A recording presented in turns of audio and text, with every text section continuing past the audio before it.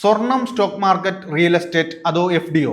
2024 ഏറ്റവും മികച്ച നിക്ഷേപ മാർഗം ഏതായിരുന്നു? 2024 തുടക്കത്തിൽ 1 ലക്ഷം രൂപ വീതം ഈ പറഞ്ഞ മേഖലകളിൽ നിക്ഷേപിച്ചിരുന്നെങ്കിൽ ഇപ്പോഴതിന്റെ മൂല്യം എത്രയാകുമായിരുന്നു എന്ന് നോക്കാം. 2024 തുടക്കത്തിൽ സ്വർണത്തിൽ 1 ലക്ഷം രൂപ നിക്ഷേപിച്ചിരുന്നെങ്കിൽ ഇപ്പോഴത്തെ മൂല്യം ഏകദേശം 1,21,430 രൂപ ആയേനെ. കടന്നുപോയ വർഷം സ്വർണ്ണവില ഉയർന്നത് 21.43%. ഇത് കേരളത്തിലെ സ്വർണ്ണവില അടിസ്ഥാനമാക്കിയുള്ള കണക്കാണ്. കേന്ദ്ര ബജറ്റിൽ സ്വർണത്തിന്റെ ഇറക്കുമതി തീരുവ 15% നിന്ന് 6% കുറച്ചിരുന്നു. ഇല്ലായിരുന്നെങ്കിൽ നേട്ടം ഇതിലും ഉയർന്നേനെ. എന്തായാലും സ്വർണം തന്നെയാണ് 2024 നിക്ഷേപകർക്ക് ഭാഗ്യം കൊണ്ടുവന്നത്. ഇതേ 1 ലക്ഷം രൂപ ഓഹരി വിപണിയിൽ നിക്ഷേപിച്ചിരുന്നെങ്കിലോ?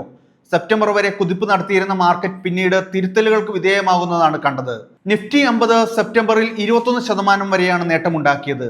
ഡിസംബർ എത്തിയപ്പോൾ 8.6% താഴുകയും ചെയ്തു. 1 ലക്ഷം രൂപ ജനുവരിയിൽ നിക്ഷേപിച്ചിരുന്നെങ്കിൽ അതിന്റെ മൂല്യം 1,08,580 രൂപയായേനെ. മിഡ് ക്യാപ് ഓഹരികളിലായിരുന്നു നിക്ഷേപമെങ്കിൽ 1,23,500 രൂപയായി ഇത് ഉയർന്നേനെ. ഇനി പരമ്പരാഗത നിക്ഷേപ മാർഗമായ ബാങ്ക് FDയുടെ കാര്യം നോക്കാം. 6.5% മുതൽ 7.5% വരെയാണ് ഫിക്സഡ് ഡെപ്പോസിറ്റുകൾക്ക് ബാങ്കുകൾ നൽകിയ പലിശ നിരക്ക്. 1 ലക്ഷം രൂപ നിക്ഷേപിക്കുന്നയാൾക്ക് 1,06,500 രൂപ മുതൽ 1,07,500 രൂപ വരെയാണ് ഇതുവഴി ലഭിക്കുക. സ്വർണം, സ്റ്റോക്ക് മാർക്കറ്റുകളുമായി തട്ടിച്ചു നോക്കുമ്പോൾ കുറവാണിത്.